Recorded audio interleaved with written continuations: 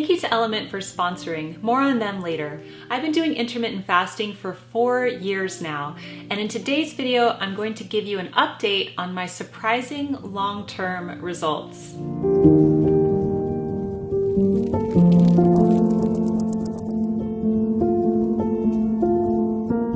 Hello everyone, Jennifer here, and welcome back to the Daily Connoisseur. So I started intermittent fasting in March of 2020, and here we are in March of 2024.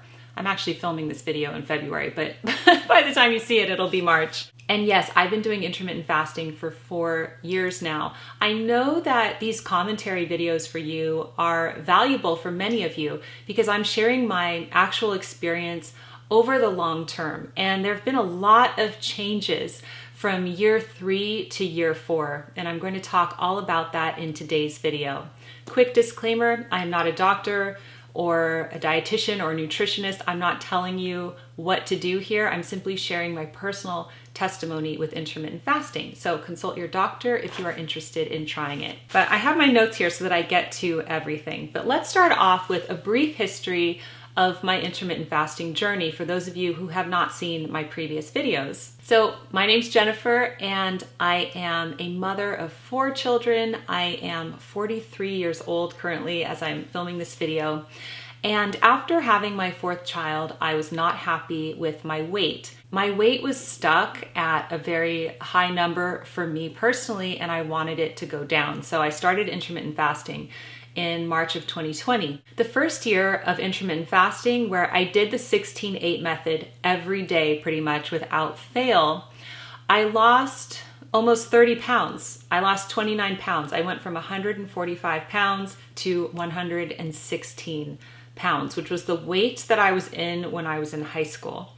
And this was so shocking to me, like I was not expecting that to happen, but the weight just kind of fell off during that year. Like I said, I primarily did the 16-8 method. For context, my height is about 5'6", 5'5.5". And so yes, I did go really low.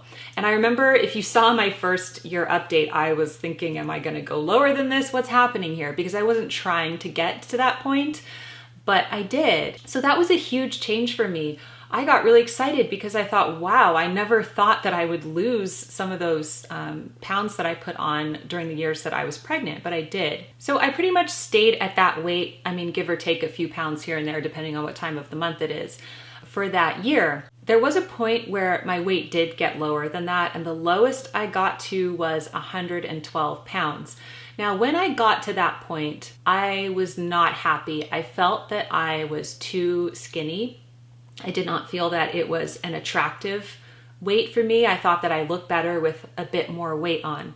And so I actually talked with my doctor about it, and she recommended that I add healthy fats, nuts, that type of thing back to my diet.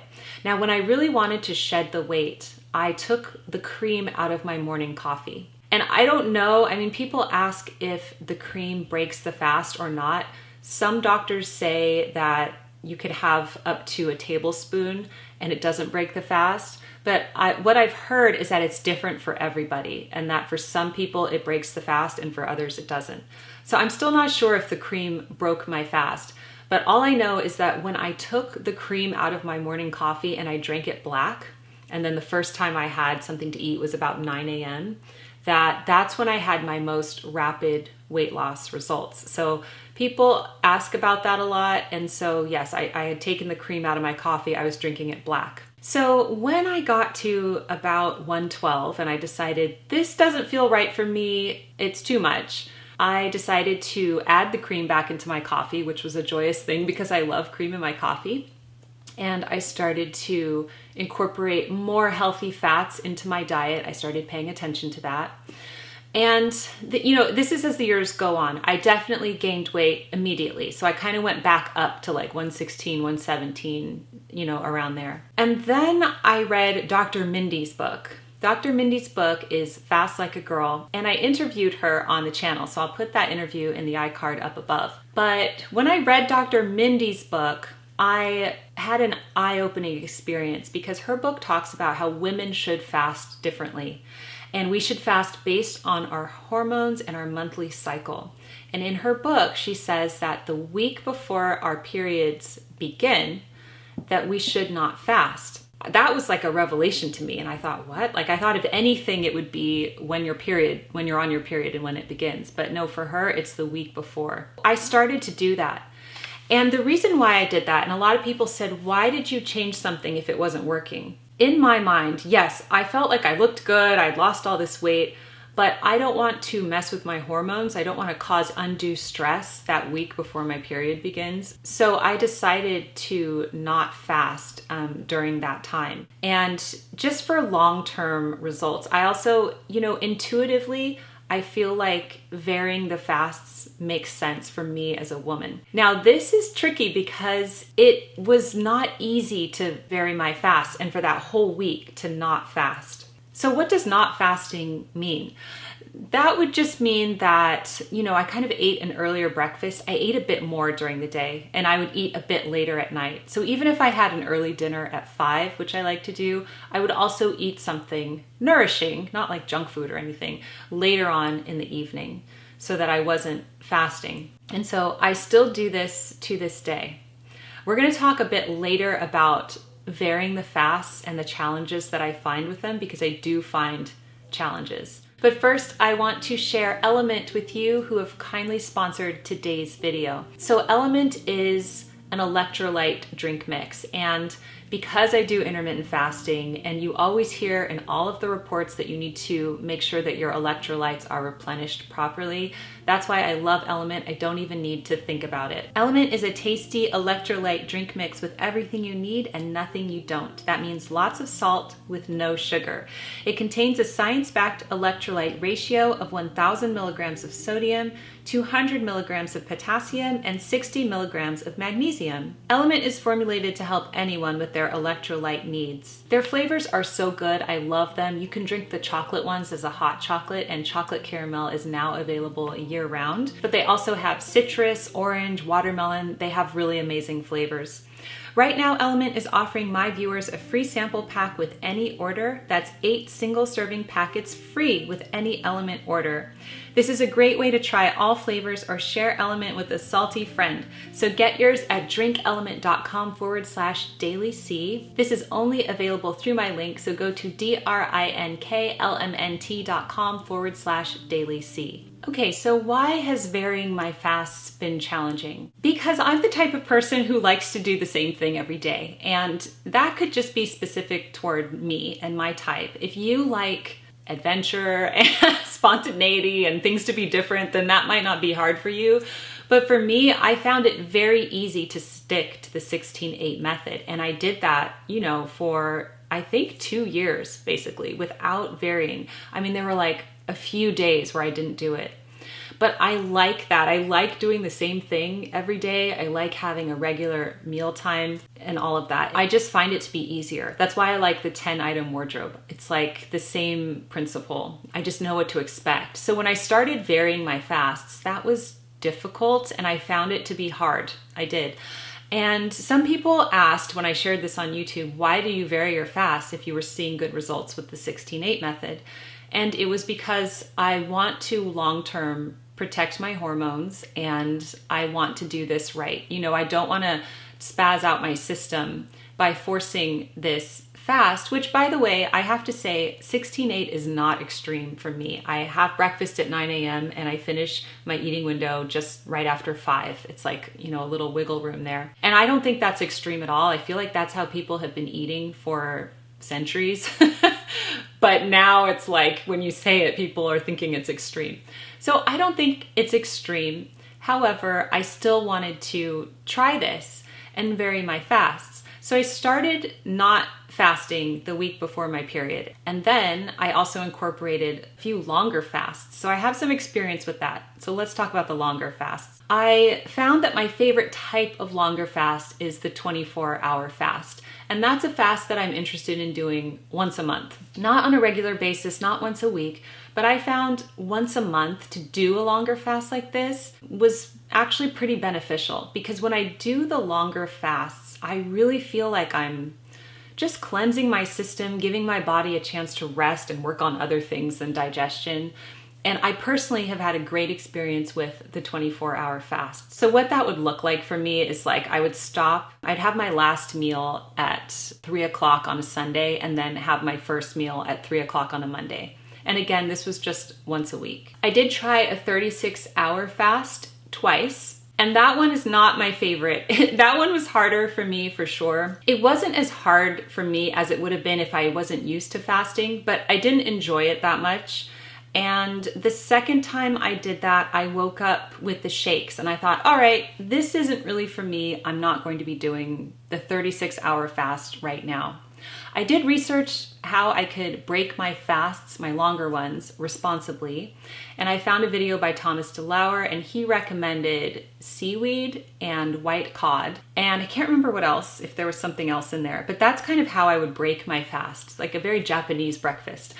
Which I like anyway. So that's how I was breaking my fast, and it felt really good to break it that way. I feel like I should say the first time I did a 24-hour fast, I did not research how to properly break my fast. So I had a huge breakfast, and then about an hour later, I felt like I was digesting a brick. It was not good. So that's why I started watching Thomas DeLauer videos, because I was like, okay, what does he say about breaking the fast?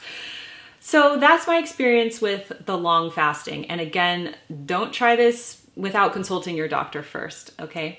And I go for months where I don't do that, where the only variation of my fast is like the week before my period and maybe like on the weekend, one day or two, where I don't do a fasting day. So I go through both. I had a very stressful season last year after losing my dad, and I knew that my body could not handle fasting during that season. In fact, I really didn't even pay attention to it, and I just ate when I felt like I needed to. So I like to listen to my body.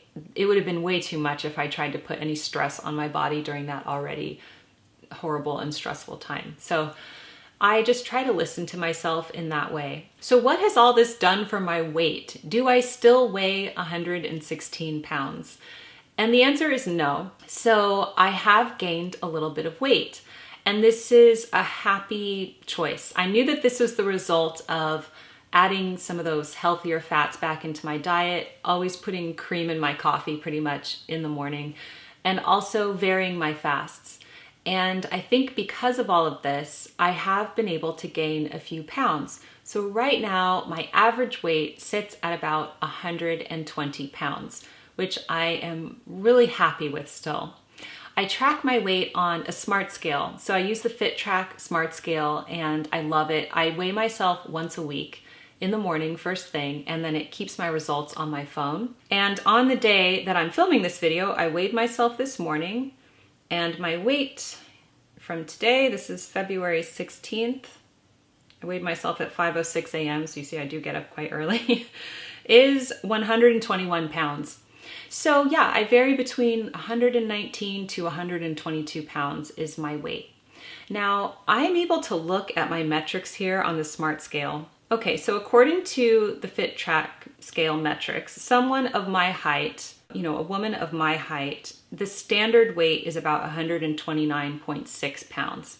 So I'm still under that at 121 pounds, but I feel better that it's there rather than at 116 and 112, which didn't feel quite right with me. I'm also starting to work out. Yes, I know, this is an exciting adventure in my life, more than just walking and rebounding, which is what I've always done, but I'm starting to lift weights. And I'm assuming that lifting weights is going to make me gain a little bit of weight too. So we'll see what happens. But I'm very happy with that. I'm not about like, the number has to be this, And I feel that, I think what happened with my body is like, the first year was probably quite a shock to my body. And then removing the cream from the coffee, that just rapidly made me lose weight. So I did go really far down there. And I think it's important to ask yourself, am I happy here? Do I think that I could benefit from gaining weight? I think I look good at this weight. I like it. I'm not wanting to be skinnier. And I'm happy where I am. Do I plan to continue fasting?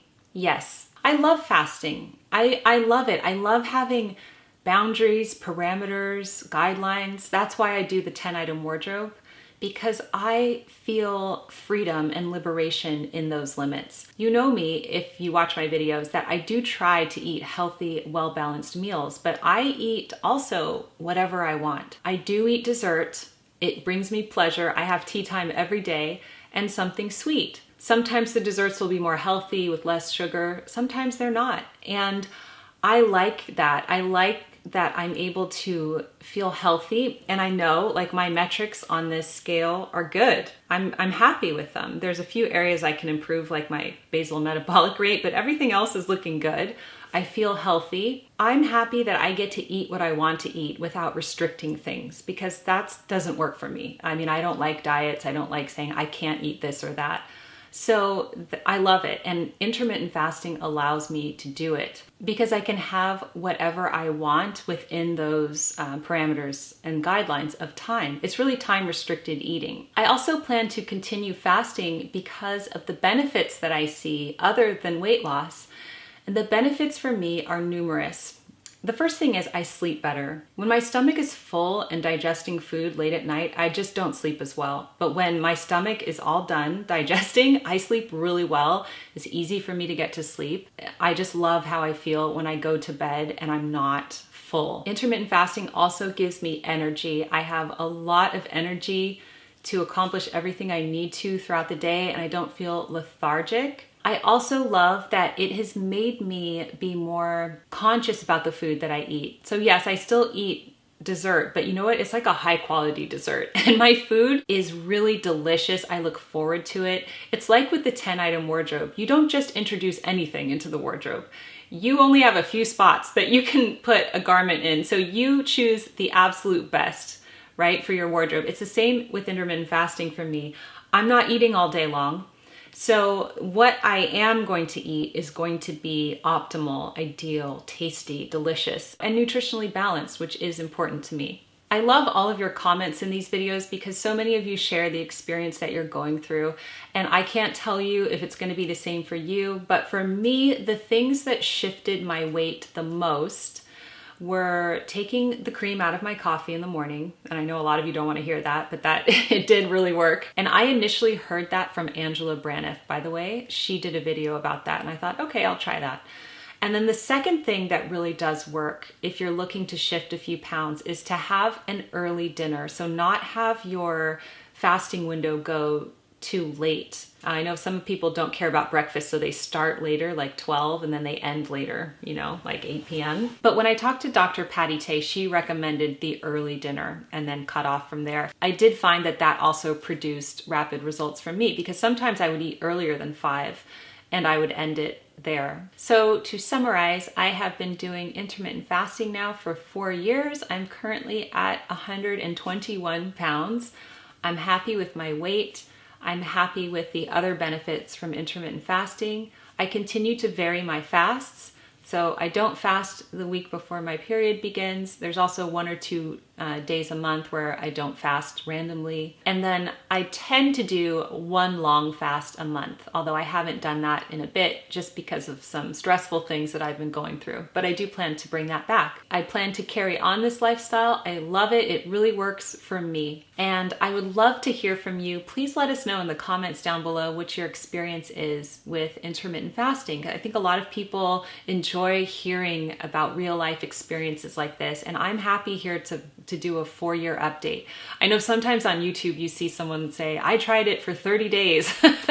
Well, you don't really get that much information when you try it for 30 days, but 4 years, long-term plan.